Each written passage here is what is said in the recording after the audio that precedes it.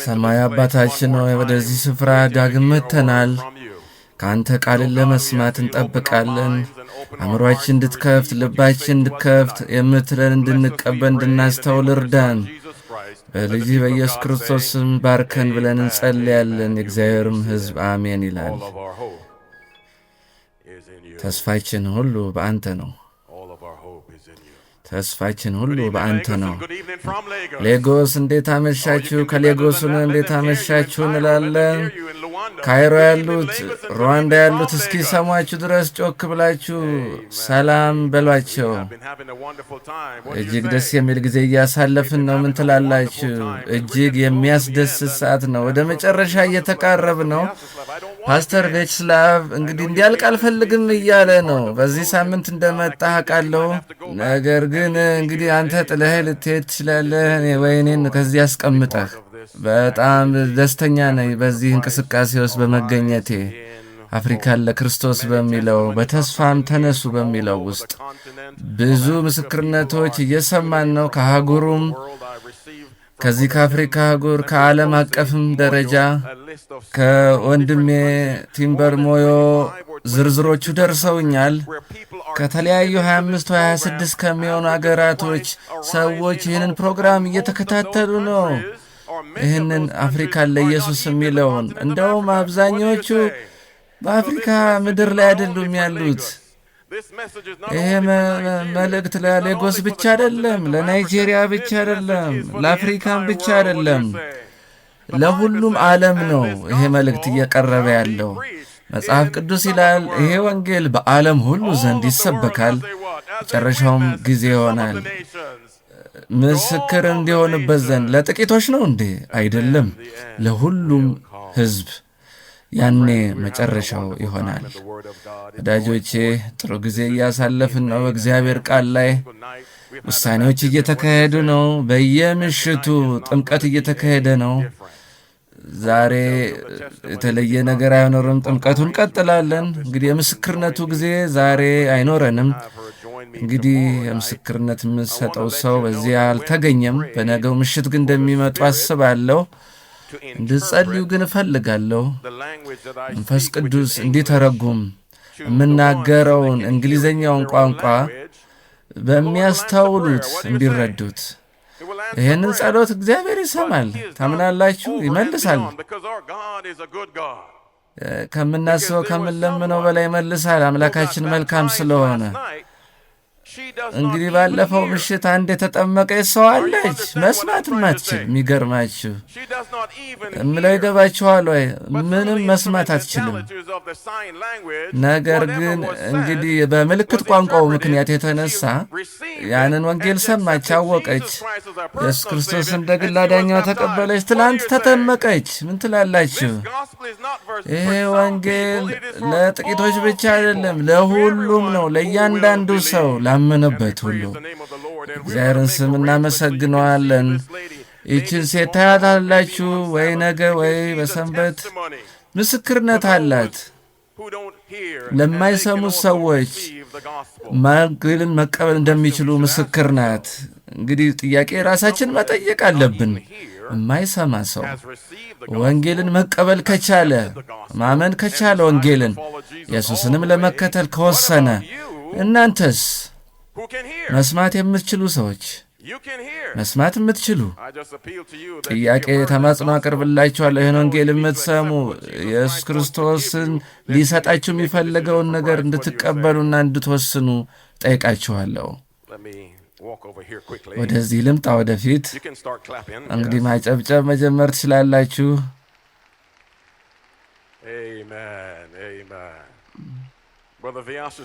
ወንድሜ ቬችስላቭ አንድ ቀን አይዞ፣ ለአንተም ቦርሳ ይመጣልሃል አንድ ቀን እንደኔ።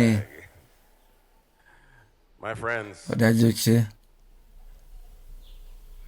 ባለፈው ምሽት የተነጋገርነው ስለ 1000 ዓመት ነው። 1000 ዓመት ከመጀመሪያው ምጽአት በኋላ የሚመጣውን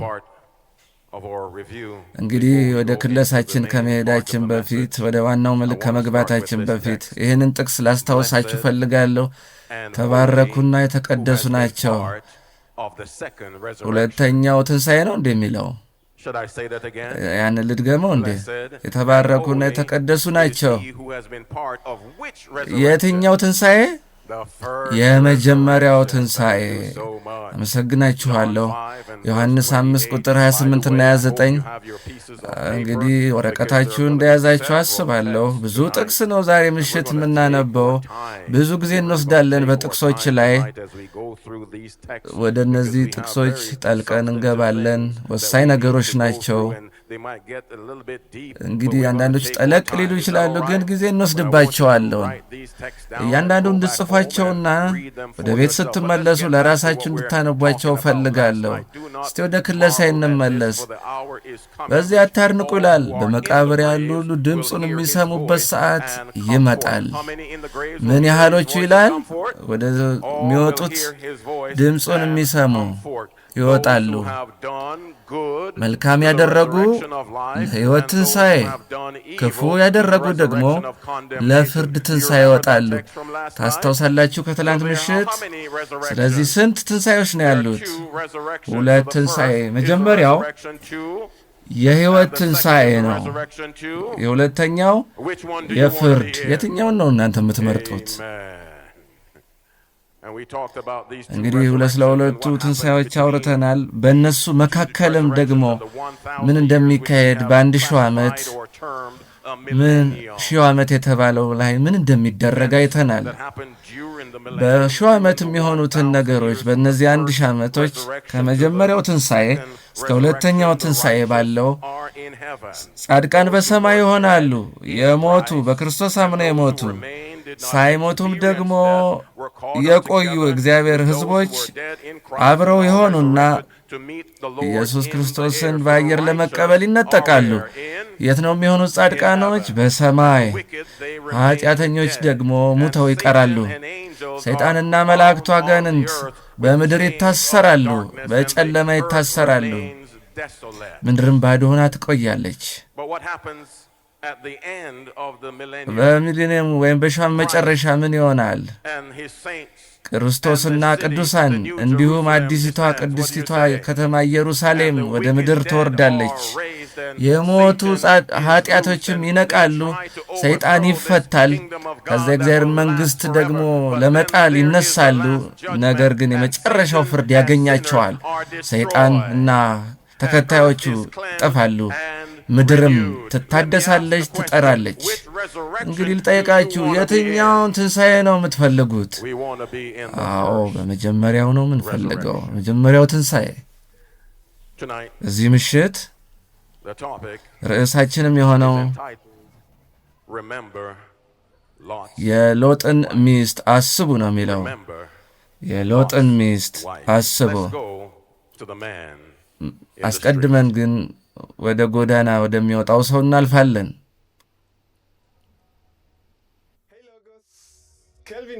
ሰላም ሌጎስ፣ ኬልቪን ነኝ። እንግዲህ ተመልሻለሁ።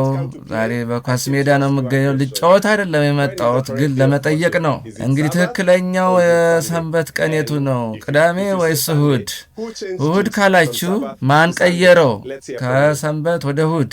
እሁድ ነው። ለምን አላቅም፣ እውነት ይሁን አይሁን አላቅም። ነገር ግን እንግዲህ ክርስቲያኖች የተለያየ ራሳቸው የሆነ ቀን አለን ይላሉ።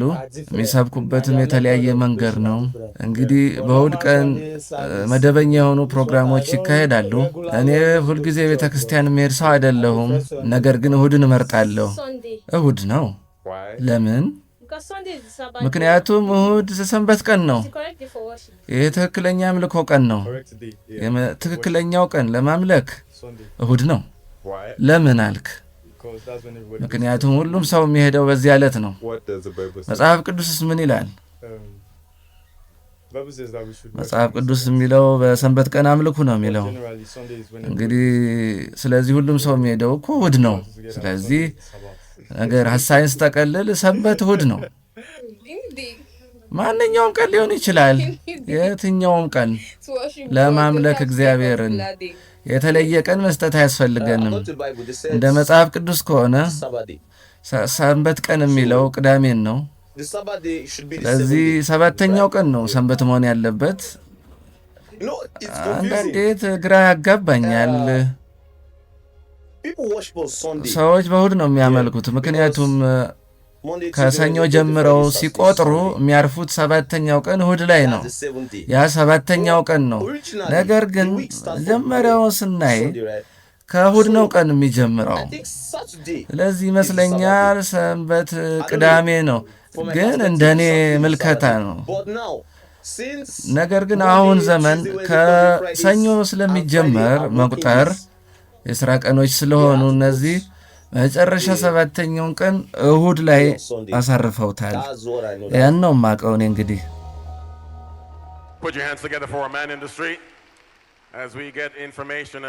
እንግዲህ መረጃ አግኝተናል። ሰዎች ምን እንደሚያስቡ ምን እንዳሉም አይተናል።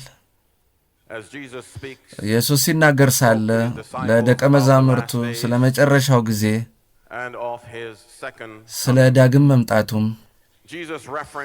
ኢየሱስ የኖኅን ጊዜ እንድናስብ ያደርጋል። ሰዎች ሲበሉ ሲጠጡ ነበረ፣ ደስ የሚያሰኘውን ሲያደርጉ፣ ጎርፍና ዝናብ መጥቶ ወደ መርከቡ ያልገቡትን ሁሉ እስኪወስዳቸው ድረስ እስኪጠፉ ድረስ። በዚያው በተመሳሳይ ምዕራፍ ሉቃስ 17 ላይ ኢየሱስ እንዲህ ይላል። አንድ አረፍተ ነገር ይጠቅሳል። አስቧት የሎጥን ሚስት። አብራችሁ ይበሉት። የሎጥን ሚስት አስቧት። ወደ ኋላ ያየችው ወደፊት መሄድ ሲገባት ትእዛዝን የሰማችው አምልጭ የሚለውን ነገር ግን ያልሰማችውን ወደ ጨው አምድነት የተቀየረችውን በተከፋፈለ ልቧ የተነሳ ኢየሱስም አለ የሎጥን ሚስት አሰባት። ለምን አብራችሁኝ ድጋሚ አትሉም? የሎጥን ሚስት አስቧት። ሌሎች አጋጣሚዎች አሉ በመጽሐፍ ቅዱስ ውስጥ የተጻፉ እንድናስብ እንድናስታውስ የተነገሩ እንድናተኩርባቸው የተጠየቅናቸው አሉ። የተወሰኑትን ጥቅሶች እስቲ እናስታውሳቸው። የመጀመሪያው ዘኍልቍ 15:39 ነው። እንድትጽፉት ጠይቃችኋለሁ። ይህንን ጥቅስ በስልካችሁም ላይ ካላችሁ ከያዛችሁ ምዕራፍ 15 ቁጥር 39 ዘኍልቍ እንዲህ ይላል። አብራችሁኝ በሉ አስቡ፣ የእግዚአብሔር አምላካችሁን ትእዛዛት ሁሉ አስቡ። እንደገና ያዕቆብ ምዕራፍ 2 ቁጥር 10 ላይ እንዲህ ይላል። ዛሬ እንደነገርኳችሁ ብዙ ጥቅስ ነው የሚኖረን። ምዕራፍ 2 ቁጥር 10 ሁሉንም ሕግ የሚታዘዝ ሁሉንም የሚጠብቅ 10ን ነገር ግን በአንዱ የሚስት በሁሉ ተጠያቂ ነው የሚሆነው። ዮሐንስ 14:15 ላይ ይህንን ታስታውሳላችሁ። ብትወዱኝ ይላል። አብራችሁኝ ናችሁ? ብትወዱኝ ትእዛዛቴን ጠብቁ። ሌላ ጥቅስ ነው ይሄ ደግሞ እንድናስብ የተነገረን ዘዳግም ምዕራፍ 8 ቁጥር 2 እግዚአብሔር አምላክ የመራህን መንገድ ሁሉ አስብ። አብራችሁ ይበሉ እግዚአብሔር አምላክህ የመራህን መንገድ ሁሉ አስብ። መዝሙር 105:5 ላይ አስታውስ፣ አስብ የአምላክህ እግዚአብሔርን አስደናቂ ሥራ፣ አስደናቂ የሆነ ሥራውን አስብ። የእግዚአብሔርን አስደናቂ ሥራ እስቲ እናያቸው። የፍጥረቱ ሥራ አስታውሱ ብሏል። የመፍጠሩና እንዲሁም የማጽናቱ ፍጥረትን ስለ አቅርቦቱ፣ ስለ ማዳኑ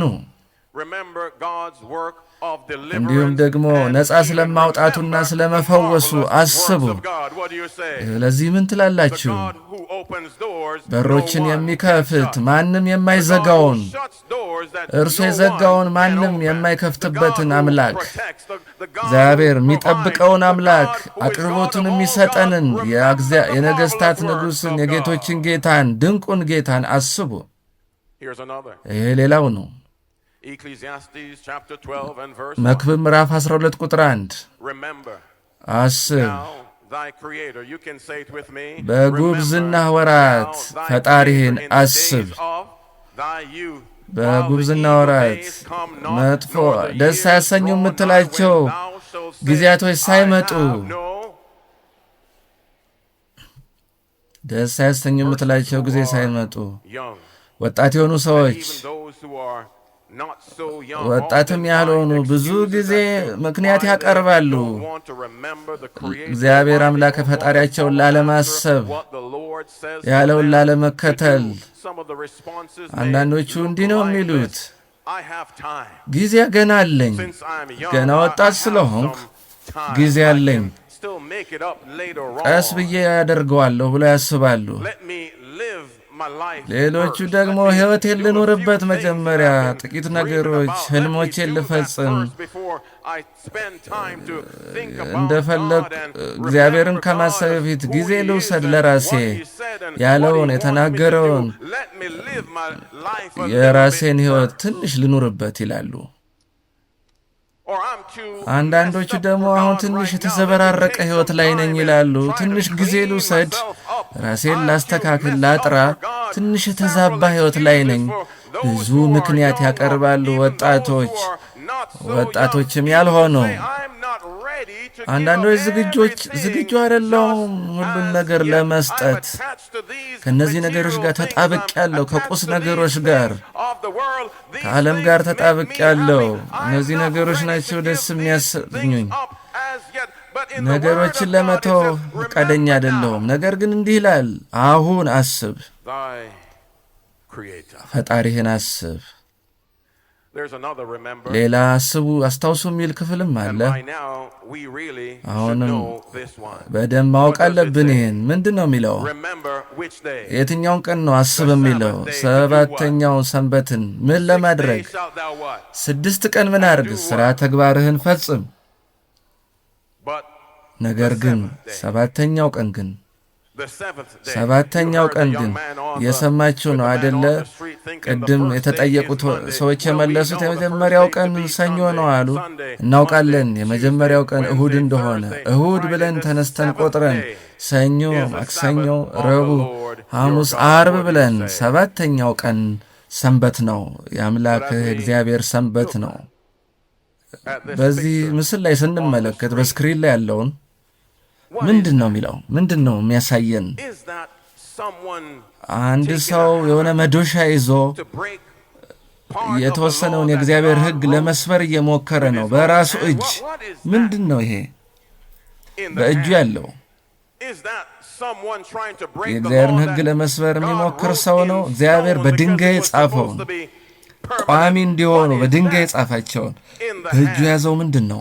ወዳጆች የመጽሐፍ ቅዱስ ግልጽ ነው የትኛው ቀን ሰንበት እንደሆነ። ስለዚህ ለምንድን ነው ብዙ ሰዎች የሚያመልኩት በእሁድ ቀን? ለምንድን ነው በመንገድ የሰማናቸው ቅድም ሰዎች መልሳቸው ሁሉ ከተጠየቁት ጥያቄ ተነስተው ግራ የተጋቡ ናቸው? ብዙ ሰው ስለሚያደርገው ብለው ነው የመለሱት። ብዙ ሰው እሁድ ስለሚሄድ አሉ። ማን የቀየረው መጽሐፍ ቅዱሳዊውን ሰንበት? በእርግጥ እግዚአብሔር ይህን አያደርግም። ምክንያቱም መጽሐፍ ቅዱስ እንደሚለው እኔ አምላክ ስለሆንኩ አልለወጥም ይላል። ስለዚህ ማን ነው የቀየረው መጽሐፍ ቅዱሳዊውን ሰንበት? ኢየሱስ አይደለም። ምክንያቱም መጽሐፍ ቅዱስ እንደሚለው ኢየሱስ ክርስቶስ ትላንትናም ዛሬም ለዘላለምም ያው ነው። ስለዚህ እግዚአብሔር አልቀየረውም ሰንበትን። ኢየሱስም ሊቀይረው አይችልም። ስለዚህ ማን የቀየረው መጽሐፍ ቅዱስን? ደቀ መዛሙርቶችም አይደሉም። ምክንያቱም መጽሐፍ ቅዱስ በሐዋርያት ሥራ 5:29 ላይ ሲናገር ሳለ ጴጥሮስ እንዲህ አለ፣ ሌሎችም ደቀ መዝሙሮች እንዲህ ሲሉ መለሱ፣ እግዚአብሔርን ልንታዘዝ ይገባል ከሰው ይልቅ ብለው መልሰዋል። ስለዚህ ማን የቀየረው መጽሐፍ ቅዱሳዊን ሰንበት? እግዚአብሔር አይደለም፣ ኢየሱስም አይደለም፣ ደቀ መዛሙርቱም ሊሆኑ አይችሉም። ስለዚህ ማን ነው የለወጠው? ዛሬ ለማየት የምንሞክረው ይህንን ነው። በዚህ ምሽት ግልጽ ነው። እንግዲህ ወደ ራእይ ምዕራፍ 13 እናልፋለን። በጣም ረጋ ብዬ ነው ይሄንን ማካፍለው በደንብ ቀስ ብዬ ራእይ ምዕራፍ 13 በራእይ 13 ላይ ስለ አንድ አውሬ እናነባለን ከባህር የወጣ አውሬ እንግዲህ ብዙዎች ራእይ እንደሚያነቡ አውቃለሁ እንዲሁም የተወሰነው የዳንኤል ክፍል በጣም ፍርሃት ይሰማቸዋል ስለ አውሬዎቹ ስለ ጭንቅላቶች ስለ አይኖች ስለ ክንፍ ስላላቸው ሲወራ ምንም ያስፈሩ አይደሉም እነዚህ አውሬዎች ምሳሌ ናቸው የትንቢት አካል ናቸው እንድናስተውል ጊዜውን ያለፈውን አሁን የምንኖርበትንና ኢየሱስ እስኪመጣ ያለው ራእይ ምዕራፍ 13 ቆምኩ ይላል በባህርም አሸዋ ላይ ቆምኩ ከባህርም አንድ አውሬ ሲወጣ አየሁ ከየት አብራችሁ ናችሁ ወይ 7 ራሶች ነበሩት 10ም ቀንዶች በቀንዶቹም ላይ ዘውዶች አሉ የስድብም ስም በራሱ ላይ ነበረ በመጽሐፍ ቅዱስ ላይ አውሬ የሚወክለው ፖለቲካዊ ወይም ሃይማኖታዊ ኃይልን ነው ይህ ኃይል ሚሳደብ ኃይል ነው ስልጣን እንዳለው ኃይል እንዳለው እግዚአብሔር ያለው ስልጣን እርሱ እንዳለው ያስባል እንቀጥል ያየሁትም አውሬ ነብር ይመስል ነበር እግሮቹም እንደ ድብ እግሮች ነበሩ እንግዲህ እነዚህን እንስሳቶች አስታውሱ አውሬዎች ነብር ይመስላል እንዲሁም ድብ አፉም ልክ እንደ አንበሳ ነበር ዘንዶም ኃይሉና ዙፋኑን ትልቅም ስልጣን ሰጠው ይላል ግራ ከተጋባችሁ ስለዚህ አውሬ በራእይ ምዕራፍ 13 ያለውን ወደ ዳንኤል ከሄድን ባለፈው ያየነው ምዕራፍ 2ን ያየነው ያ ተመሳሳይ መጽሐፍ በ7 ላይ ምዕራፍ 7ም ላይ ስለ አውሬዎች ይናገራል ከራእይ 13 ጋር የሚመሳሰሉ አውሬዎች አሉ ከሱ ማብራሪያ እኔ ዳንኤል ምዕራፍ 7 ቁጥር 2 ላይ ዳንኤል እንዲህ ሲል ይናገራል በራእይም አየሁ በሌሊት እነሆም 4 የሰማይ ነፋሳት በታላቁ ባህር ላይ ጋጩ ነበር 4ም ታላላቅ አራዊት ከባህር ወጡ እያንዳንዱም ላይ ነበረች ከራእይ 13 ጋር የሚሄድ ነገር ይሰማቸዋል ከባህር የወጣው አውሬ ዳንኤልም ይቀጥላል እያንዳንዲቱም ልዩ ልዩ ነበረች ይላል ቁጥር 17 ላይ እነዚህ 4ቱ ታላላቅ አራዊት ከምድር የሚነሱ 4 ነገስታት ናቸው እነዚህ 4 ታላላቅ አራዊት ምንድናቸው ከምድር የወጡት ነገስታት ናቸው ዳንኤል 7ን ስንቀጥል ቁጥር 23 ላይ እንዲህ ይላል አራተኛይቱ አውሬ በምድር ላይ 4ተኛ መንግስት ትሆናለች ይላል አራተኛይቱ አውሬ በምድር ላይ 4ተኛ መንግስት ትሆናለች ስለዚህ ዳንኤል 4 አውሬዎችን አይቷል ስለዚህ ስንት መንግስታትን ይወክላሉ 4 እነዚህ 4 ዓለምን የመሩ መሪዎች በዳንኤል ጊዜ ጀመሩት እስከ መጨረሻው ዘመን ድረስ ይቀጥላሉ ከጥቂት ቀናት በፊት ምሽት ላይ እንደምታስታውሱት ዳንኤል ምዕራፍ 2 ላይ ስንቶቻችሁ ታስታውሳላችሁ የዳንኤል 2ን ማብራሪያ ዳንኤል ምዕራፍ 2 ላይ ህልሙን አይተናል ናቡከደነጾር ያየውን ሊያስታውሰው ያልቻለውን ህልም ዳንኤል ተጠራ እግዚአብሔርንም ለመነ ህልሙንም ትርጓሜውንም እግዚአብሔር ሰጠው ወደ ናቡከደነጾር ተመለሰ አምላኬ እግዚአብሔር ትርጓሜውን ሰጥቶኛል የህልሙን አለ ሲናገር ለናቡከደነጾር ባቢሎን የራሱ ወርቅ ነበር የመጀመሪያው መንግስት አብረነን ወይ ሜዶን ፋርስ ደረትና ክንዶቹ የብር ሁለተኛው ነገስት ነው መንግስት ነው ግሪክ የነሐስ ጭን የነበረው ሶስተኛው መንግስት ነው ሮም ደግሞ የብረት ቅልጥም ነው አራተኛው መንግስት እያወራን ያለነው ስለ አራት መንግስታቶች ነው። የተከፋፈሉት አውሮፓዎች በእግሮቹ ላይ ያለው ብረትና ሸክላ የተደባለቀው 10 ጣቶች ደግሞ 10 የተለያዩ የተከፋፈሉትን አውሮፓዎች ነው የሚያሳየው። በባቢሎን ስናነጻጽር ሳለ ዳንኤል ምዕራፍ 7ን ከራእይ 13 ጋር ባቢሎን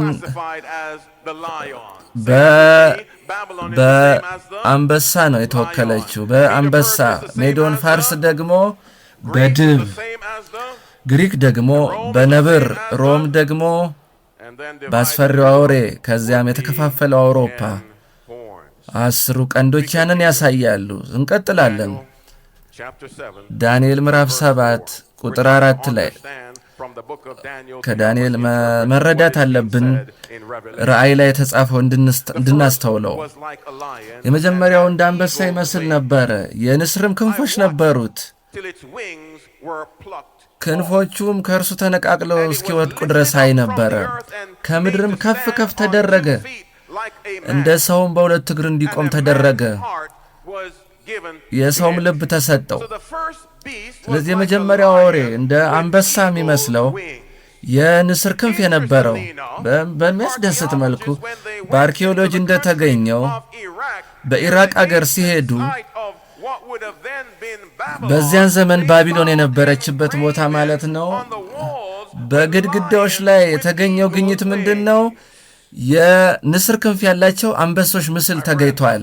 ወዳጆቼ በጥንቱ ዘመን ባቢሎን የምትወከለው በአንበሳ እንደሆነ ያውቃሉ። ሌላ መንግሥት ይነሳል። ባቢሎን ሁልጊዜ አይመራም። ከዳንኤል ምዕራፍ 2 እንዳየነው ሌላ ምን ይመጣል? የወድቅና ባቢሎን ሌላ ይመጣል። ወደ ቁጥር 5 እንቀጥል። እነሆም ሁለተኛ ድብ የምትመስል ሌላ አውሬ ነበረች፣ በአንድ ወገን የቆመች 3 የጎድን አጥንት በአፏ ውስጥ በጥርሷ መሃል ነበር። ተነስተሽ እጅግ ሥጋ ብዪ ተባለላት። ይህ ሁለተኛው አውሬ ሜዶን ፋርስ ነው። አስተውሉ፣ ሁለተኛው መንግሥት በድብ ነው የተወከለው። በአንድ በኩል የቆመ ነው። የሜዶንና የፋርስ የሁለት መንግስታት ጥምር ነው። ባቢሎንን የጣሉ ነገስታት ናቸው። ባቢሎን ተነሳች፣ ወደቀች፣ ድል ተነሳች በሜዶን ፋርስ። የሜዶን ፋርስ ድብ በአንድ በኩል ከፍ ያለ ነበር። ፋርሳውያን ከሜዶኖች የተሻለ ኃይል እንደነበረቸው የሚያሳይ ነው። ድቡ በአፉ ምንድን ነው የያዘው?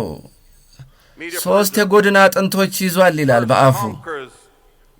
ሜዶን ፋርስ ባቢሎንን ድል የነሱ ናቸው። ከዚያ በኋላ ቀጥለው ሊዲያ የምትባለውን ግዛት፣ ከዚያም ግብፅን ታሪክ ይመሰክራል። ሜዶን ፋርስ በሄደበት ቦታ ሁሉ ስርዓትን ያቋቁማል። መጽሐፍ ቅዱስ ምን ያህል ልከኛ የሆነ ሐሳብ እንደሚሰጠን ተመልከቱ። 3ቱ ጎድኖች ባቢሎን ናት የመጀመሪያዋ፣ ከዛ ሊዲያ ናት፣ ከዛ ግብፅ። እንመለስ ወደ ዳንኤል ምዕራፍ 7 ቁጥር 6። ብዙ ጥቅስ ነው ዛሬ እንድጽፉ ምጠይቃችሁ፣ ቀስ ብላችሁ እንድታነቡት። ከዚህም በኋላ ይላል፣ እነሆ ነብር የምትመስል በጀርባ ላይ 4 የወፍ ክንፎች የነበሯት፣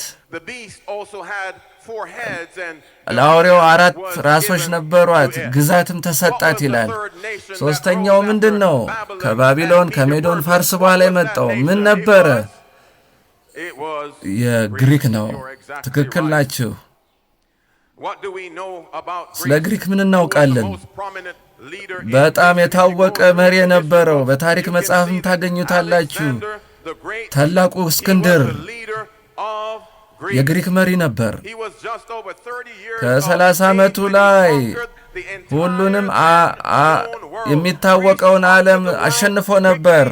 በፍጥነት ነበር የተቆጣጠረው፣ በነብር የተመሰለው እንዲሁም በክንፍ። ለምንድነው አራት ራሶች ያሉት?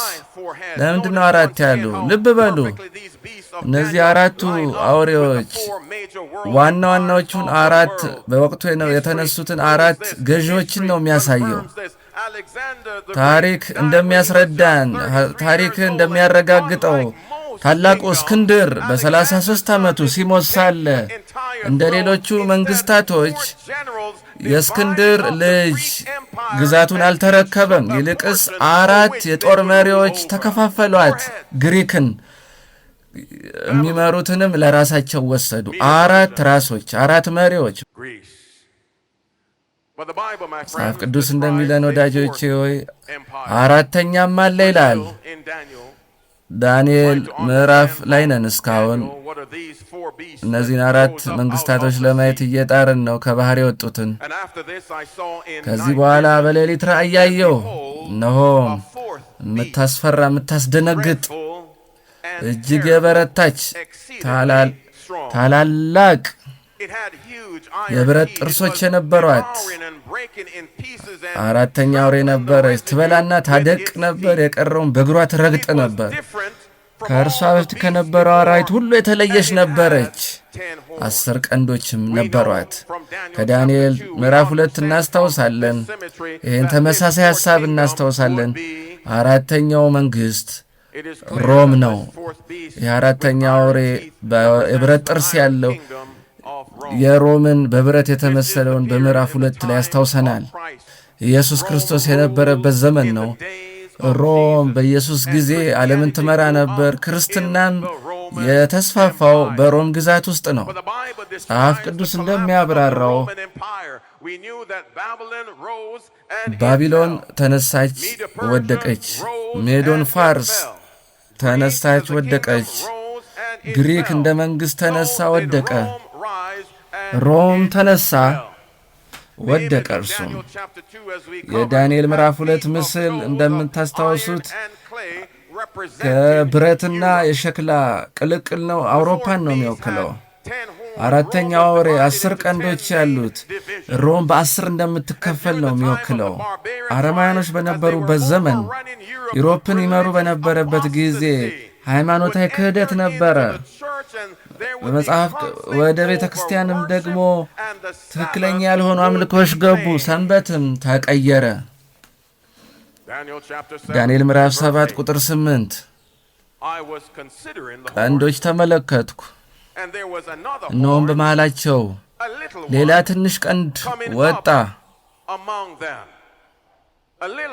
ትንሽ ቀንድ ወጣ። በፊትም ከቀደሙት ቀንዶች 3 ተነቃቀሉ። በዚያ ቀንድ እንደ ሰው ዓይኖች የነበሩ ዓይኖች፣ በትዕቢትም የሚናገር አፍ ነበረበት። መጽሐፍ ቅዱስ እንደሚለው ይሄ ትንሽ ቀንድ የሚወጣው ከሌሎቹ በተለየ መልኩ ነው። መጽሐፍ ቅዱስ እንግዲህ ማስረጃ በግልጽ ይሰጠናል።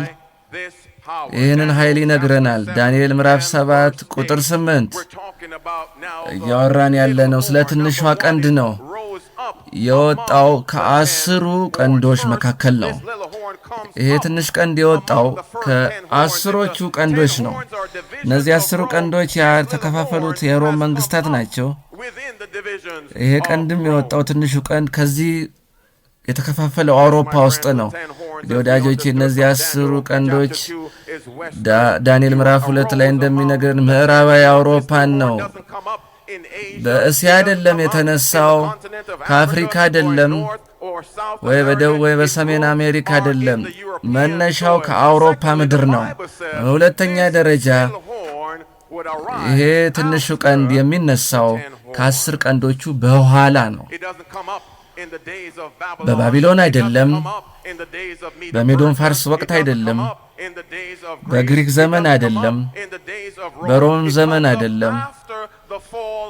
ከሮም ውድቀት በኋላ ነው። ከሮም ውስጥ የሚወጣ ኃይል ነው። በመጀመሪያዎቹ ክፍለ ዘመን አካባቢ ትንሹ ቀንድ ዳንኤል ምዕራፍ 7 ቁጥር 8 ላይ እንደሚለው እንደ ሰውም ያሉ አይኖች ነበሩት። አይን የሚያሳየው የሚወክለው አስተውሎትን መረዳትን ነው። የእግዚአብሔራዊን መረዳትና ማስተዋል አይደለም፣ እግዚአብሔርን ጥበብ አይደለም፣ የሰውን ነው። ይህ ትንሹ ቀንድ ልክ እንደ ሰው ያሉ አይኖች ያሉት ነው። ሃይማኖታዊ ኃይል ነው። በሰው አስተምሮ የተመሰረተ በእግዚአብሔር ቃል ያልሆነ ትንሹ ቀንድ በዳንኤል 7 ቁጥር 8 ላይ ያለው ራዕይ 7 ቁጥር 24 ላይ ምን ይላል? ከመጀመሪያው የተለየ ነው፣ ከፊተኛው የተለየ ነው፣ ከፊተኞቹ የተለየ ነው። ፖለቲካዊ ኃይል አይደለም። ፖለቲካዊ ኃይል ብቻ አይደለም፣ ሃይማኖታዊ ኃይል ነው። በዚህ ጊዜ ወስደን ነው የምናየው። ስለ ትንሹ ቀንድ የተለየ ነው ከበፊቶቹ። ፖለቲካዊም ሃይማኖታዊም ኃይል ያደባለቀ ነው። ታዲያ ምንድነው ይሄ ኃይል የሚያደርገው? ነገስታቶች ይነሳሉ፣ ይወድቃሉ። የተከፋፈለው አውሮፓ መጥቶ ነበር። ሸክላና ብረት የማይደባለቁ 10 ጣቶች ያሉበት ቦታ። ይሄ ትንሽ ቀንድ የመጣው በዚያ ወቅት ነው። ምንድነው ይሄ ኃይል የሚሰራው? ዳንኤል 7:25 እንዲህ ይለናል። ስለዚህ ኃይል ቁጥር 25 ላይ በልዑልም ላይ ቃልን ይናገራል። በማን ላይ? በልዑሉም ላይ። በማን ላይ? በልዑሉም ላይ። ዘመንን ጊዜን ለመቀየር ሕግን ለመለወጥ ያስባል። ዘመናትንና ሕግን ሊለውጥ ዘንድ ያስባል። ይሄ ኃይል ወዳጆቼ የእግዚአብሔርን ሕግ ለመለወጥ ነው የሚሞክረው። የእግዚአብሔርን ሕግ በኃይል ይናገራል፣ በታላቅ ስልጣን። እግዚአብሔር ያልሰጠውን በራሱ ስልጣን ይፈጽማል። ዳንኤል ምዕራፍ 8 ቁጥር 12 ላይ ሰራዊቱም ከኃጢአት የተነሳ ከዘወትሩ መሥዋዕት ጋር ተሰጠው፣ እርሱም እውነትን ወደ ምድር ጣለ፣ አደረገም፣ ተከናወነ። ነገር ግን ለጊዜው ብቻ ነው የሚለው። ዳጆቼ ለምንድን የሁሉ ግራ መጋባት የመጣው? እንግዲህ ቅድም በመንገድ የሰማችኋቸው እሁድ ሰንበት እንደሆነ ተናግረዋል። ለምንድን ነው በሳምንቱ መጀመሪያ ቀን የሚያመልኩት? ለምን በሰባተኛው ቀን አያመልኩም? እንደ እግዚአብሔር ቃል እንደ እግዚአብሔር ሕግ መሰረት እንዴት ነው የተቀየረው? ከቅዳሜ ወደ እሁድ እንዴት ተከናወነ ይሄ ሥራ? በታሪክ ምን ሆነ? ይሄ እንዴት ሆነ? ወዳጆቼ ይሄ ለውጥ የመጣው ከቅዳሜ ወደ እሁድ የተቀየረበት በአንድ ሌሊት አይደለም፣ በሂደት ነው። በመጨረሻም ብዙ የሚያምኑ ሰዎችን አገኘን። በዚህ ዘመን እሁድን እንደ አምልኮ ቀን የሚቀበሉ እግዚአብሔር አስቡ ያለውን ትተው ትቀድሰው ዘንድ 6 ቀን ሥራህን ፈጽም፣ 7ኛው ቀን ግን ሰንበት ነው የእግዚአብሔር አምላክህ። ወዳጆቼ ስቀጥል ሳለ ይህንን ቀስ እያልኩኝ በኢንሳይክሎፒዲያ የተጻፈውን ዶክተር ጆን ኤድ አማካይነት የተጻፈው በዕብራይስጥ ቃል ሰንበት የሚለው እረፍትን ያሳያል። ምክንያቱም እግዚአብሔር ባረከው፣ ቀደሰው፣ አረፈበት። ሰንበት ዕብራይስጡ ቃል የሚያሳየው ያንን ነው። ነገር ግን እሁድ የሚለው ስም የተሰጠው በአሕዛቦች ነው። ለሳምንቱ ለመጀመሪያ ቀን የተሰጠ ስም ነው። ምክንያቱም ፀሐይን የሚያመልኩበት ቀን ነበር። የእግዚአብሔር ልጅ ሳይሆን ፀሐይን። ቆስጠንጢኖስ የሮም ገዢ የነበረው በ4ኛው ክፍለ ዘመን ለአምልኮ ለፀሐይ አምልኮ የተለየ ፍቅር ነበረው። በሳንቲሞቹ ላይ ሁሉ ያሳትም ነበረ። እንግዲህ ችግር ላይ ነበረች ሮም፣ እየተከፋፈለች ነበረች። ነገር ግን ቆስጠንጢኖስ ግዛቱን አንድ ማድረግ ይፈልግ ነበረ። ታዲያ እንዴት ነው መንግስቱን አንድ ለማድረግ ሲሞክር የነበረው? ስለዚህ የእሁድን ቀን እንደ አምልኮ ቀን በመውሰድ መንግስቱን ሊያጸናና አንድ ሊያደርግ ሞከረ። እንግዲህ ቆስጠንጢኖስ የጻፈው መልእክት እንዲህ ይላል። በተከበረው በፀሐይ ቀን ሁሉም በከተሞችም ያሉት ገበሬዎችም ሁሉ ይረፉበት፣ ሁሉም ሱቆችም ይዘጉ። ቆስጠንጢኖስ የእሁድን ቀን የፀሐይን ቀን ማለት ነው ሁሉም ሥራ እንዲያቆም፣ ሁሉም ሱቆች እንዲዘጉ፣ በዚያም ቀን ሁሉም ሰው እንዲያርፍ። በዛ በቆስጠንጢኖስ ዘመን ቤተ ክርስቲያንና መንግሥት አንድ ሆኑ፣ ተዋሃዱ። ሌላ የሚያስደንቅ አረፍተ ነገር ላሳያችሁ። ካቶሊክ ወርልድ ገጽ 809 ላይ ነው። እንግዲህ ራሳችሁ ይዩት። መጋቢት 1994 የተጻፈ ነው። ፀሐይ በአሕዛቦች ዘንድ ከፍ ያለችው አማልክት ናት። ስለ ፀሐይ ስናስብ ሳለ የተለየ ኃይል ሥልጣንን ታመላክታለች። የኢየሱስ አምስተኛ መግለጫዋ ወይም መመሰያዋ ናት። በዚህ መጽሐፍ ላይ በዚህ ሀገር ያለችው ቤተ ክርስቲያንም ያንን የቆየውን አምልኮ የአሕዛብ አምልኮ በማጽናት ያንን በመቀደስ እስቲ ያስተውሉ። ሰው ማንኛውንም ነገር ሊቀድስ ይችላል ወይ? እግዚአብሔር ነው የቀደሰው። የሰንበትን ቀን የለየው እሱ ነው፣ ያረፈበት እሱ ነው። ነገር ግን እዚህ ቦታ እየተባለ ያለው ሰው እንዲህ ይላል፣ እሁድ በቅድስናዋ ልትቀጥል ይገባል፣ በመለየት ልትቀጥል ይገባል። እሁድ ወይም የአምልኮ ቀን የተለየ ቀን ተደርጎ ለክርስቶስ እንደተሰጠ ተደርጎ ይነገራል። ወዳጆቼ በላውዶቂያ ጉባኤ ላይ ነው የተከናወነው። ይሄ የተወሰኑ የካቶሊክ ጳጳሳት ተገናኝተው እንዲህ ብለው ውሳኔ ሰጡ። በአራተኛው ክፍለ ዘመን በ325 ዓመተ ምህረት ማለት ነው ክርስቲያኖች ልክ እንደ አይሁድ መሆን የለባቸውም አሉ። በቅዳሜ ቀን ሥራ ፈት ሊሆኑ አይገባም። በሌላ አባባል ምን ማለት ነው? በቅዳሜ ቀን ወደ ሥራ መሄድ አለባቸው። ነገር ግን በአምላክ ቀን በተለየ ሁኔታ እኛ ክርስቲያኖች ክብር ልንሰጥ ይገባል። ከተቻለም በዚያ ቀን ሥራ መስራት አይገባንም። ማንም አይሁድ ሐሳብ አራማጆች ቢገኙ ዝም እንዲሉ መደረግ አለበት። ዳንኤል 7:25 እንመለሳለን ወደ ቁጥር 25። ይህ አውሬ ይሄ ትንሹ ቀንድ አይኖች የሰው አይኖች የሚመስል ያሉት ጊዜን ለመለወጥ ይሞክራል፣ ሕግንም ጭምር። ኮንቨርስ ካታኪዝም በሚለው መጽሐፍ ላይ በካቶሊክ ቤተ ክርስቲያን የተጻፈ መጽሐፍ ነው። እንዲህ የሚል ጥያቄ ተጠይቋል በዚያ መጽሐፍ ላይ። በዚህ መሠረታዊ እምነቶችን በሚገልጠው መጽሐፍ ላይ በጥያቄና መልስ መልኩ ቀርቧል። ከጥያቄዎቹ መሃል አንዱ ጥያቄ ነው፣ የሰንበት ቀን የቱ ነው ይላል።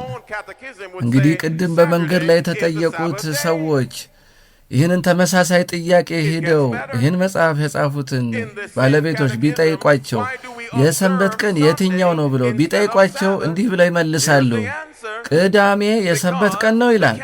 ታዲያ ለምንድን ነው በቅዳሜ ፋንታ እሑድን የምንጠብቀው ይላል መልሱም፣ ምክንያቱም የካቶሊክ ቤተ ክርስቲያን ቅድስናውን ከቅዳሜ አንስታ ወደ እሑድ አዛውረዋለች።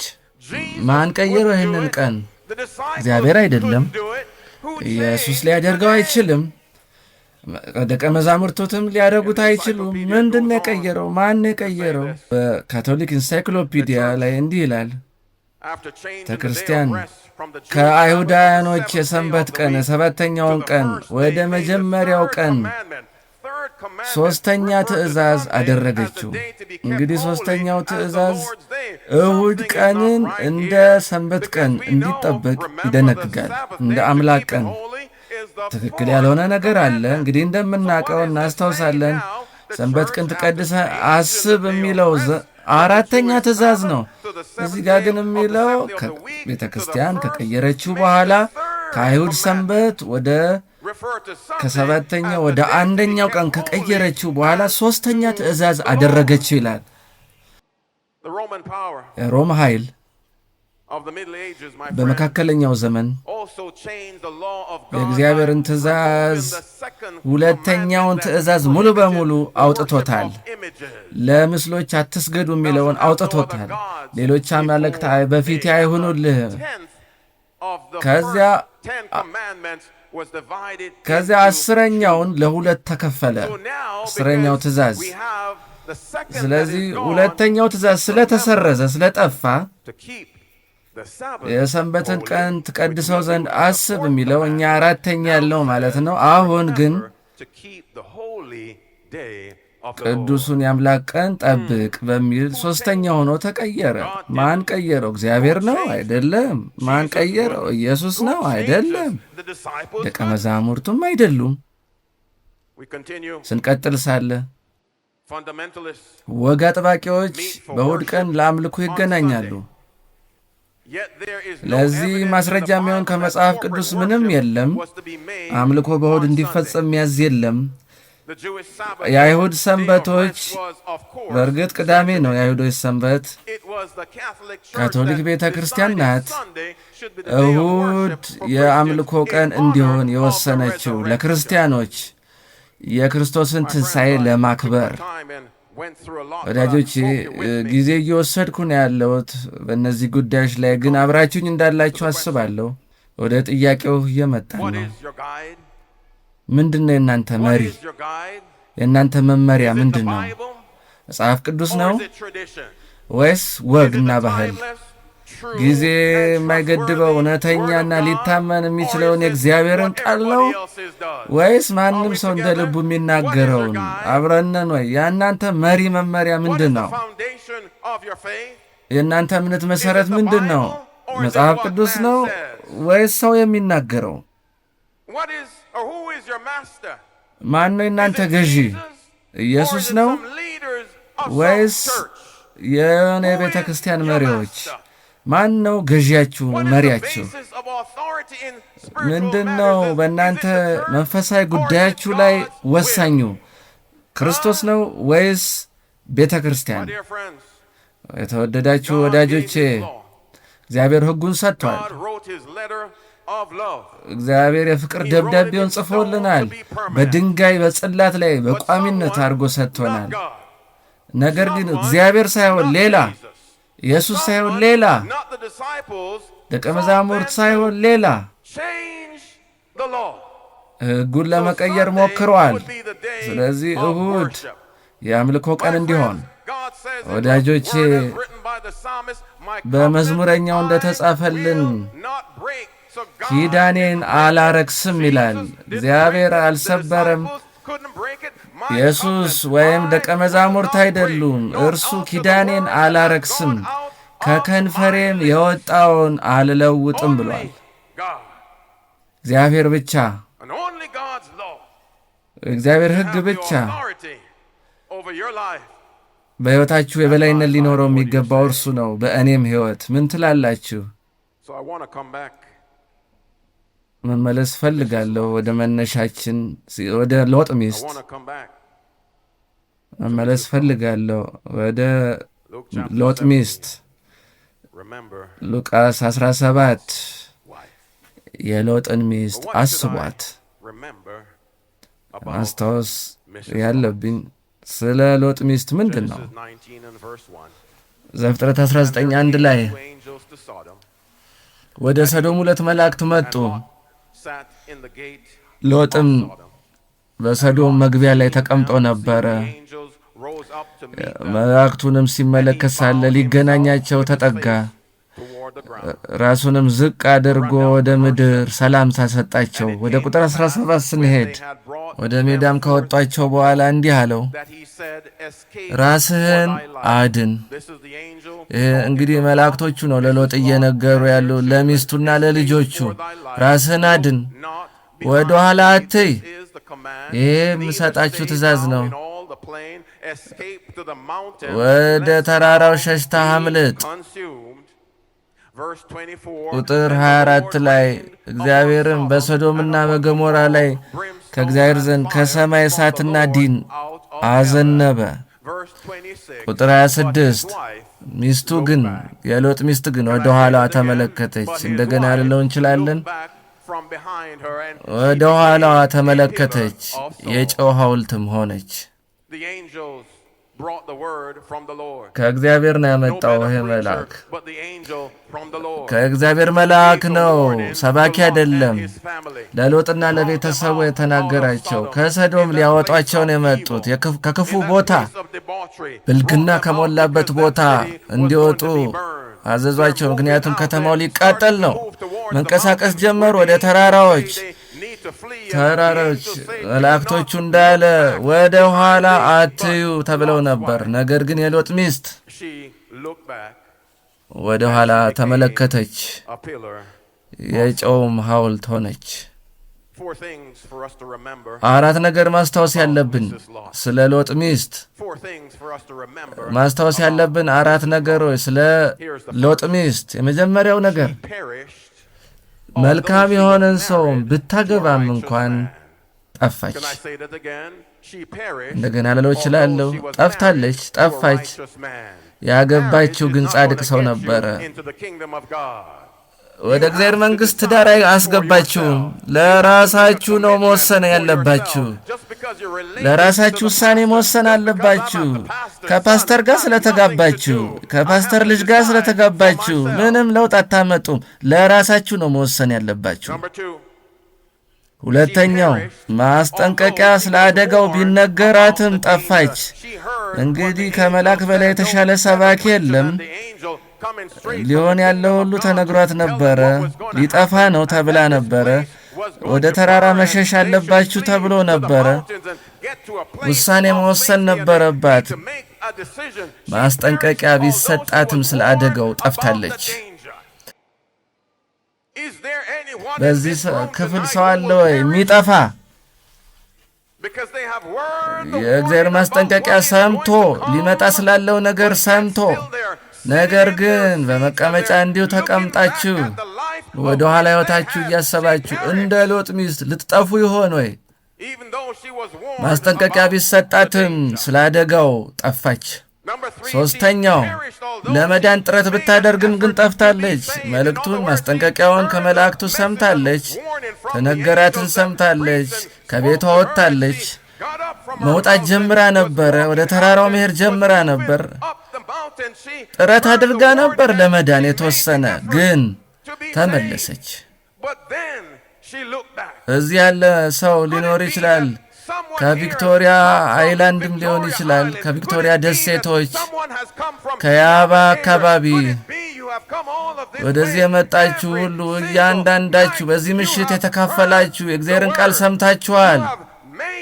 ጥረት አድርጋችኋል ወደ ጌታ ቤት ለመምጣት። ግን አሁንም ልባችሁ በሰዶም ሊሆን ይችላል። ለከበድ ያለ መልእክት ሊሆን ይችላል በዚህ ምሽት። ነገር ግን ጊዜውን እንወስዳለን። አራተኛው ነጥብ ደግሞ ከሎጥ ሚስት መማር ያለብን ከሰዶሞች ተለይታ የወጣች ቢሆንም ነገር ግን አልዳነችም። የሚቃጠሉ ሰዎች መሃል አልነበረችም። ተንቀሳቅሳ ወጥታ ነበረ ከከተማው። ከጓደኞቻችሁ ብትለዩም፣ ከቀደሙት ጓደኞቻችሁ ብትለዩም፣ በፊት የምታደርጉትን ነገሮች ብታቆሙም፣ ነገር ግን ውሳኔ ካልወሰናችሁ ለክርስቶስ ኢየሱስ በመንገዳችሁ ሁሉ አብራችሁ ከሱ ጋር ለመሄድ ትጠፋላችሁ።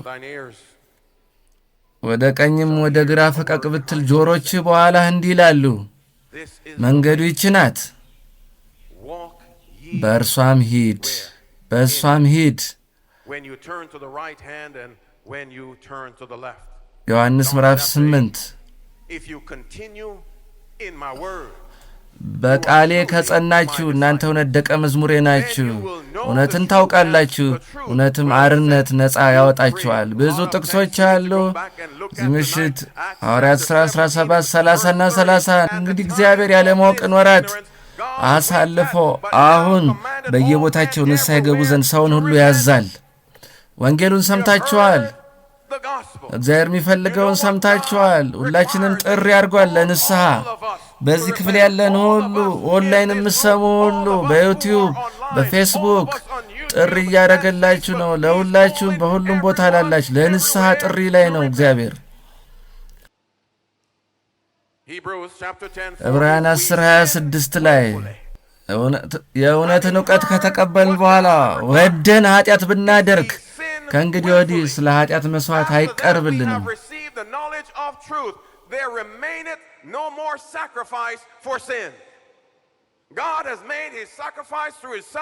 ልጁን ኢየሱስ ክርስቶስን ሰውቷል እግዚአብሔር።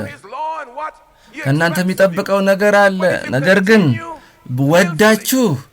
ወዳችሁ እግዚአብሔር ከእናንተ የሚጠብቀውን ጥላችሁ የምትሄዱ ከሆነ ከዚህ በኋላ ለእናንተ ለኃጢአታችሁ መሥዋዕት አይቀርላችሁም።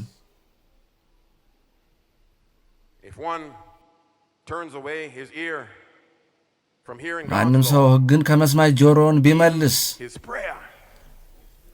ጸሎቱ አጸያፊ ናት። እኔ አላልኩም፣ መጽሐፍ ቅዱስ ነው የሚለው። ወዳጆቼ ሁላችንም በፍርዱ ፊት እንቀርባለን። በክርስቶስ ፍርድ ፊት ሁላችንም ያደረግነውን ሁሉ እንጠየቃለን። ሁሉንም ነገር ወደ ፍርድ ያመጣዋል። ሁሉም በምስጢር የተሠራውንም ቢሆን መልካምም ቢሆን ክፉም ቢሆን። ወደ መጨረሻችን ስንመጣ ራእይ ምዕራፍ 14 የቅዱሳን ትዕግሥት በዚህ ነው። የቅዱሳን ትዕግሥት በዚህ ነው። እነርሱ ናቸው የእግዚአብሔርን ትእዛዝ የሚጠብቁ። አንዱን አይደለም፣ ሁለቱን አይደለም፣ ሦስቱን አይደለም፣ 4፣ 5፣ 6፣ 7፣ 8 ወይ 9 አይደለም፣ 10ሩን ሁሉንም የእግዚአብሔርን ትእዛዛቶች የኢየሱስም እምነት ያላቸው። ራእይ ምዕራፍ 22 ቁጥር 14 ላይ የተባረኩ ናቸው ይላል። ትእዛዛቱን የሚቀበሉ የሚታዘዙ የሕይወትን ዛፍ ፍሬ ይበላሉ፣ ወደ ዘላለማዊ ደጆችም ይገባሉ። አስብ የሰባተኛውን ቀን ሰንበት አስብ፣ ትቀድሰው ዘንድ 6 ቀን ሥራ ተግባርህን ፈጽም። ሰባተኛው ቀን ግን የአምላክህ የእግዚአብሔር ሰንበት ነው። እግዚአብሔር አልቀየረውም። ኢየሱስም ሊቀይረው አይችልም። ደቀ መዛሙርቱም ሊቀይሩት አይችሉም። ሰባተኛው ቀን የእግዚአብሔር የአምላካችን ሰንበት ነው። በእግዚአብሔር ፊት ሁሉም ቀን አንድ አይነት አይደለም። ሰባተኛው ቀን የተለየ ቀን ነው። የባረከው ነው፣ የለየው ነው፣ እሱም ያረፈበት ነው። እግዚአብሔር ሕዝቦቹን ይፈልጋል ታዛዥ እንዲሆኑ ለሕጉ። ይሄ ነው የቅዱሳን ትዕግሥት። የእግዚአብሔርን ቃል ትእዛዝ የሚቀበሉ ወዳጆቼ ምርጫ አለን። በዚህ ምሽት መጽሐፍ ቅዱስን ነው የምንመርጠው ወይስ ወግና ባህልን? ሃይማኖታዊ መሪዎችን ነው ወይስ ኢየሱስን ነው የምንመርጠው? የሰውን ቀኖናና ዶግማ ነው ወይስ የሰውን እምነት? የእግዚአብሔርን ሕግ ወይስ የሰውን አስተምሮ? የሰውን መመሪያ ነው ወይስ የእግዚአብሔርን? የሰውን መንገድ ነው ወይስ የእግዚአብሔርን? የቱ ነው ምርጫችሁ? በዚህ ምሽት ለራሳችሁ ምረጡ።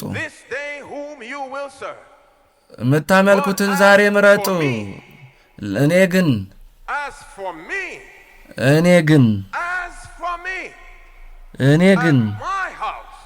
እኔና ቤተሰቤ ግን እኛ እግዚአብሔርን እንመርጣለን ማምለክን።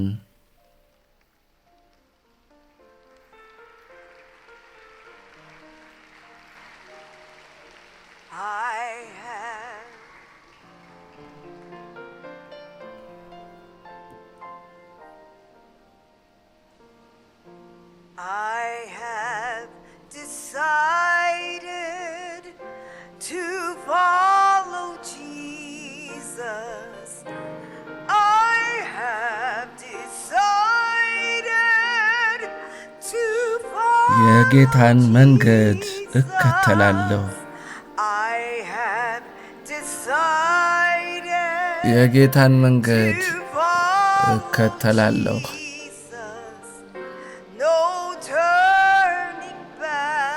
ወደ ኋላ no turning back. አልመለስም። Though no one joins me, ሌሎች ባይፈቅዱም I will follow. ከተላለሁ። No one joins me, ሌሎች ባይፈቅዱም I will follow. ከተላለሁ። If no one joins me, still I will follow. No turning back. አልመለስም። Turning back. My friends, the አልመለስም። appeal is simple. ጥሪው ቀላል ነው ወዳጆቼ። God has his law. እግዚአብሔር የራሱ ሕግ አለው። And God has not changed. እግዚአብሔር አይለወጥም፣ ሕጉን አይለውጥም። And in his law በሕጉ is the fourth commandment. አራተኛው ትእዛዝ Remember the Sabbath day. እንዲህ የሚል ነው፣ የሰንበትን ቀን አስብ ትቀድሰው 6 ዘንድ። days shall thou labor, 6 ቀን ሥራ ተግባርህን ሁሉ ፈጽም። but the seventh day, ሰባተኛው ቀን ግን አንደኛው ቀን not አይደለም፣ the second, third, fourth, fifth, ሁለተኛው፣ or 3፣ sixth, 4 ወይ seventh, or 5፣ eighth, ስድስተኛው ninth day, አይደለም፣ 12th day, የትኛውም whatever ቀን day you አይደለም። want, የፈለጋችሁት ቀን ሊሆን ይችላል። ሰባተኛው ቀን ግን is a Sabbath. ሰንበት ነው የአምላካችን። And this is a very special day. ይህ የተለየ ቀን ነው። For it's not only a day that he blessed, sanctified, and rested. የባረከውና የለየው ያረፈው ቀን It's ብቻ also a አይደለም፣ sign ምልክትም ነው። of God's people. የእግዚአብሔር ሕዝቦች His መለዮ ነው። commandment, keeping people. እግዚአብሔር His commandment, ትእዛዛት keeping people who if they ሕዝቦቹን die ይጠብቃቸዋል። and die in Christ, they በክርስቶስ would have የሞቱ kept the true Sabbath. እውነተኛውን ሰንበት የጠበቁ። I'm going to invite you to stand if and only if እንግዲህ ጋብዛችኋለሁ You በዚህ believe ሕዝብ መሃል ያላችሁ without a የምታምኑ doubt ከሆነ ያለ that the ጥርጥር seventh day ሰባተኛው is the ቀን Sabbath of the Lord. የእግዚአብሔር አምላክ ሰንበት If መሆኑን you የምታምኑ believe that the ከሆናችሁ seventh day is the Sabbath ሰባተኛው of the ቀን Lord, ሰንበት የእግዚአብሔር አምላክ I'm going to ሰንበት invite you to መሆኑን stand. ጋብዛችኋለሁ እንድትቆሙ የምታምኑ ከሆነ። Jesus. But there may be some who are still ምናልባት seated ሊኖሩ ይችላሉ ቁጭ ያሉ በዚህ መሃል who need to accept መቀበል የሚያስፈልጋቸው የሁሉንም no የእግዚአብሔር matter what ሕጎች። man may have done, ሰው ምንም no ሊያደርግ matter ይችላል። what power that rose up and የሚነሱ ascribed unto የተለያዩ itself some authority, ኃይሎች ራሳቸውን ስልጣን እንዳላቸው ቢያደርጉን ጊዜና ዘመንን ለመለወጥ God's law stands forever. የእግዚአብሔር What do you ሕግ say? ለዘላለም ይጸናል፣ ይቆማል። God didn't change it. እግዚአብሔር አልለወጠውም፣ Jesus wouldn't change it. ኢየሱስም And the አልቀየረውም፣ disciples couldn't change it. ደቀ መዛሙርቱም ሊቀይሩት አይችሉም። So the appeal tonight የዛሬው ጥሪ for those who want to follow Jesus all the way, ኢየሱስ ክርስቶስን በመንገዱ ሊከተሉ His የሚፈልጉ will, ፈቃዱንም ሊከተሉ የሚፈልጉ follow all of His commandments, ሁሉንም ትእዛዙን including the ሊከተሉ seventh-day Sabbath. ሰባተኛውን ቀን ሰንበት ጨምሮ A specific call tonight የተለየ ጥሪ አደርጋለሁ። for those who have struggled የምትታገሉ and have seen the multitude of persons who are going to church ብዙ on a ሰዎች different የምታዩ day. በተለየ ቀን Don't ወደ ቤተ look at ክርስቲያን others, look at የሚሄዱ the Word of God. ብዙዎችን ሰዎች አትዩ፣ የእግዚአብሔርን ቃል እዩ። Look at the Word of God. የእግዚአብሔርን ቃል እዩት። So the appeal ጥሪው ይሄ ነው። is open for you tonight. ለዛ ለእናንተ ክፍት ነው በዚህ ምሽት። I have decided to follow Jesus. I have decided. To follow Jesus. I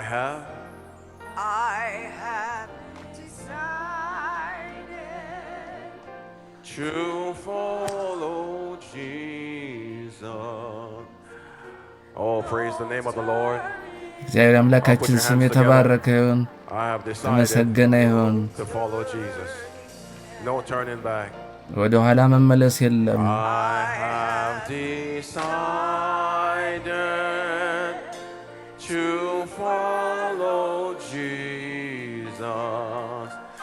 I have decided to follow Jesus. Praise the Lord for you, my sister. እግዚአብሔር ይመስገን እህቴ ስላንቺ። To follow Jesus, no turning. I want to speak to you on YouTube. ዩቲዩብ ላላችሁ መልእክት አለኝ። በፌስቡክ ላላችሁ በሊንኮች በተለያየ የምትሰሙ ይህን ወንጌል ሰምታችኋል፣ ስለ እግዚአብሔር ሕግ ሰምታችኋል። The day has been more popularized as Sunday, but God's word በዚህ ዘመን እሁድ በጣም የታወቀ ቀን ነው ለሰንበት፣ ግን እግዚአብሔር አይለወጥም። ኢየሱስን በመንገድ ሁሉ ልትከተሉ ትመርጣላችሁ ወይ? ሁሉንም ሕጎቹን አራተኛውንም ጨምሮ ሰንበትን ለመከተል ሰባተኛውን ቀን እሁድ አይደለም፣ ሰኞ፣ ማክሰኞ፣ ረቡዕ፣ ሐሙስ ወይ ዓርብ አይደለም፣ ሰንበት ቅዳሜ። ማንም ሰው ሊቀይረው አይችልም። እንግዲህ ፀሐይ አምልኮን ለመፈጸም በጣም ክርስትናን የሚመስል ስለሆነ ሊቀየር አይችልም። እግዚአብሔር አይቀየርም፣ ኢየሱስ አልቀየረውም። ደቀ መዛሙርቱም ጥሪያችን ይህ ነው፣ ሰንበትን ትቀበላላችሁ። እንደ እግዚአብሔር ቀንነት ብቻ አይደለም፣ እንደ ምልክት አድርጋችሁ ትቀበሉታላችሁ። የእግዚአብሔር ሕግ ጠባቂዎች መለያ ምልክት ስለሆነ ኢየሱስ ክርስቶስ ዳግም ሲመጣ የዚያ አካልና የአማኞቹ ክፍል ልትሆኑ ትፈልጋላችሁ። በላይኛው ቦታ ላላችሁ፣ በግራም በቀኝም ላላችሁት ይሄ ውሳኔ ጊዜ ነው። ሌሎቹ የሚያደርጉትን አትዩ፣ እግዚአብሔር ያዘዛችሁን ፈጽሙ። ሁሉንም ሕጎቹን ጠብቃችሁ ከ1 እስከ 10 ያሉትን መታዘዝ፣ ምንም ያልተቀየሩትን የእግዚአብሔር ሕጎች። በዚያ ከፍታ ላይ ካላችሁ በዚህ ወርዳችሁን ወደዚህ ኑ፣ ወደፊት ቅረቡ። በዚህ በመሬቱም ላይ ያላችሁ ወደዚህ ነው መምጣት ያለባችሁ። I have decided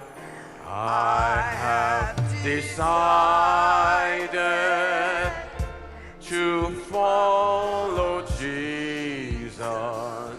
ኢየሱስን ለመከተል ወስኛለሁ።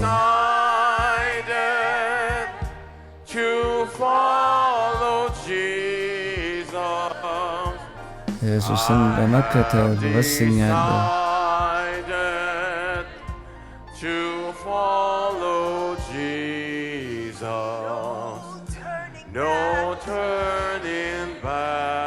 ወደ ኋላ አልመለስም። ጥሪውን ክፍት አድርገን እንተዋለን። ሌላም ሰው ይመጣ ካለ ቤተሰባችሁ ባይቀላቀላችሁ፣ ባለቤታችሁ ባይቀላቀላችሁ፣ ባለቤታችሁ ሚስታችሁ ባትቀላቀላችሁ፣ ልጆቻችሁ ባይቀላቀሏችሁ፣ ያላችሁበት ቤተ ክርስቲያን ባትቀበላችሁ፣ ወደ ኋላ አትመለሱ። እግዚአብሔር ሕጉን አልለወጠም፣ ኢየሱስ አልለወጠም፣ ደቀ መዛሙርቱም የእግዚአብሔር ሕግ እንደ ጸና ይቆያል። እግዚአብሔር ልጁን ልኳል ወደዚህ ዓለም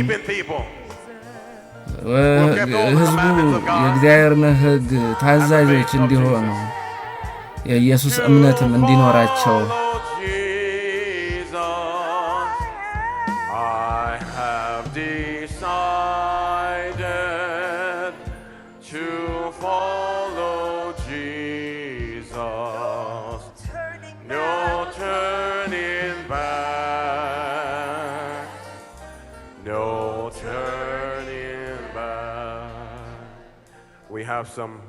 ዛሬ ወሰኑ አሉ ለመጠመቅ ኢየሱስን በመንገዳቸው አብረው ለመጓዝ ከኢየሱስ ጋር የእግዚአብሔርን ሕግ ከሚጠብቁት ሕዝቦች ጋር አብረው ለመሆን አራተኛው ቀን ሰንበትንም ጭምር በቅድስና ለመጠበቅ ባመናችሁት መሠረት በማይቀየረው በኢየሱስ ክርስቶስ በልጁ ባመናችሁ ለኃጢአታችሁ የሞተውን እናጠምቃችኋለን በአብ በወልድ በመንፈስ ቅዱስ ስም። እግዚአብሔር ሕዝቦችም አሜን ይላሉ። አሜን።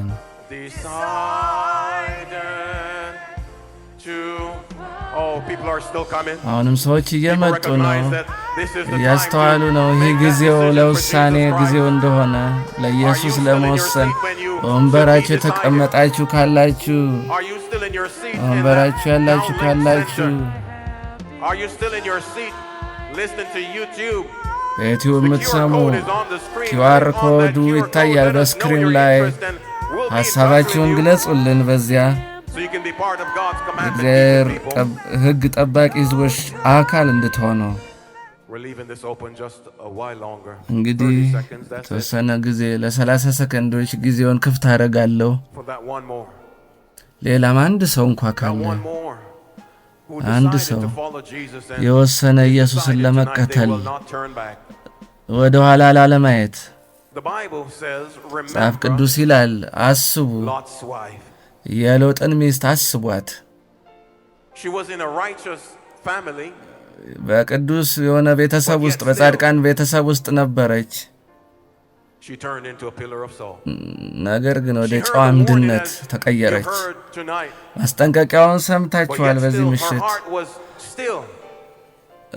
ልክ እንደሷ ልቧ ወደ ዓለም ወደ ኋላ እንደሆነ ሁሉ ወደ ደስታዋ እንደሆነ ወደ ዓለማዊ ደስታ እንደሆነ ሁሉ እናንተም አስቡ እንደሷ እንዳትሆኑ። የተወሰነ ተራምዳ ነበረ፣ ከሰዶም ወጥታ ነበረ፣ ከዓለም ወጥታ ነበር። ግን ወደ ኋላ አየች። ሌላ ሰው አለ በዚህ ምሽት እርምጃውን የጀመረ ነገር ግን ወደ ኋላ የተመለሰ? ይህ ጥሪ ነው ለእናንተ የተከፈተ። ወደ ኋላ ያያችሁ ከወጣችሁ በኋላ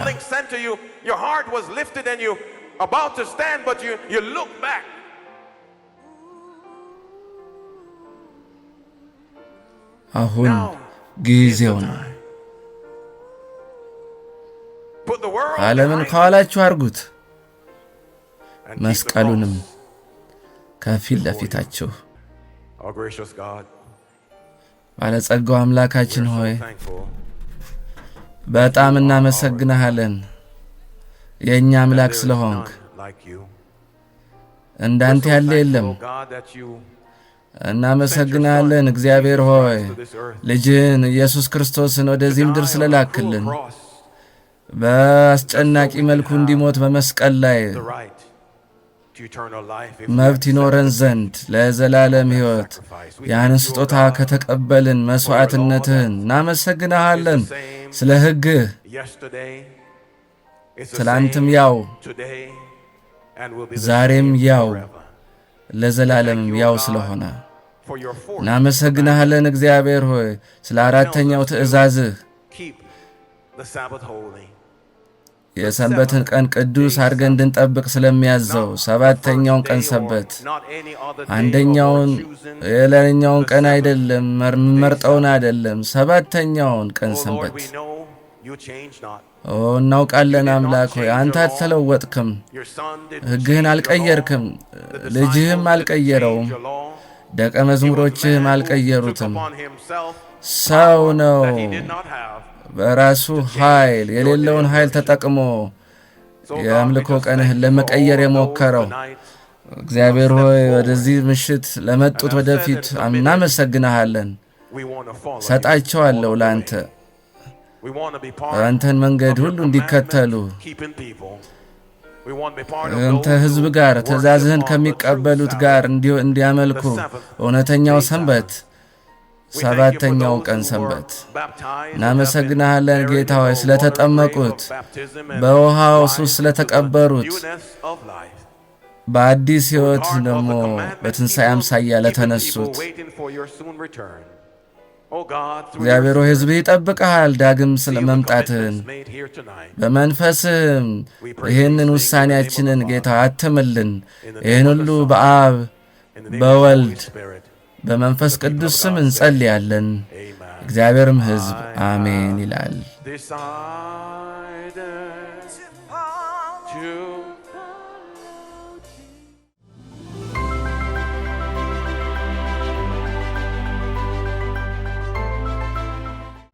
በጌታ የተወደዳችሁ ተመልካቾቻችን አድማጮቻችን ባላችሁበት አሁንም የጌታ ጸጋ ይብዛላችሁ በተለየ መልኩ የነበረውን ፕሮግራም እየተከታተላችሁ እዚህ ድረስ ስለቆያችሁ እግዚአብሔር ይባርካችሁ ከመጀመሪያ ጀምሮ የነበራችሁ እናንተን እግዚአብሔር ይባርክ መሐል ላይ የሚገባችሁ ተመልካቾቻችን ልትኖሩ ይችላላችሁ ስናስተላልፍ የነበረው ከናይጄሪያ ሌጎስ በቀጥታ ሲተላለፍ የነበረውን በተስፋ ተነሱ የሚል በእግዚአብሔር ቃል ላይ መሰረት ያደረገን ትምህርትና ልዩ መንፈሳዊ ድግስ ነበር እናንተ ይዘን የቀረብነው በተለየ መልኩ የሎጥን ሚስት አስቡ የሚል ሐሳብ ዶክተር ፓስተር ፖል ዳግላስ ወደናንተ ሲያቀርቡት የነበረው መልእክት እንደዚሁም ደግሞ በተለየ መልኩ ደግሞ ዶክተር ቺዲ ደግሞ በጤናችን ዙሪያ እንዴት አፍሪካ የጤና የፈውስና የተስፋ መሰረት እንደሆነች በዛ ደግሞ ልነሳ እንደሚገባ ሐሳቡን ሲያካፍሉ ነበርና ልዩ በረከት ነበር እግዚአብሔር የተመሰገነ ይሁን አብራችሁ የቆያችሁ ተመልካቾቻችን ዛሬ ይዘንላችሁ የቀረብነው ተከታተሉት የነበረው 11ኛው ትምህርት ነው 11ኛው ቀን ላይ የተላለፈው ትምህርት ነው በተለየ መልኩ ነገ ደግሞ ጌታ ቢፈቅድ 12ኛው ክፍል ይዘንላችሁ እንቀርባለን በዚህ አጋጣሚ ምናልባት መሃል ላይ ሆናችሁ ያለፈውን ያላያችሁ ትኖሩ በዩቲዩብ ቻናላችን በፌስቡክ እንደዚህ በቴሌግራም ላይ ገብታችሁ ማግኘት ትችላላችሁ ሁሉም ትምህርቶች ማለት ነው የጤና ትምህርቶች እንደዚህ ደግሞ ከቤትና ቤተሰብ ጋር ከተዳር ጋር ተያዘ በጣም የሚገርሙ ትምህርቶችን ፕሮፌሰር ሲያስተምሩ ነበር እንደዚሁም ደግሞ ቃለ እግዚአብሔርን ደግሞ ፓስተር ፖል ዳግላስ ላለፉት 10 ትምህርቶች ሲያስተላልፉ ነው ዛሬ 11ኛውን አስተላልፈዋል ጥሩ በረከት ጊዜ ነበረን ነገ ደግሞ ጌታ ቢፈቅድ ተቀጣዩን ክፍል ይዘንላችሁ እንቀርባለን እስከዛ ድረስ የጌታ ጸጋ ከሁላችንም ጋር ይሁን ባላችሁበት የጌታ ሰላም ይብዛላችሁ በዚህ አጋጣሚ ልንላችሁ የምንወደው ለእናንተ ብቻም ሳይሆን ይሄንን መሰናዶ ለሌሎችም እንድታካፍሉ በዚህ አጋጣሚ ጋብዛችኋለን ይሄን ስለምታደርጉ ጌታ ይባርካችሁ እግዚአብሔር ከእናንተ ጋር ይሁን ሰላም ሁኑልን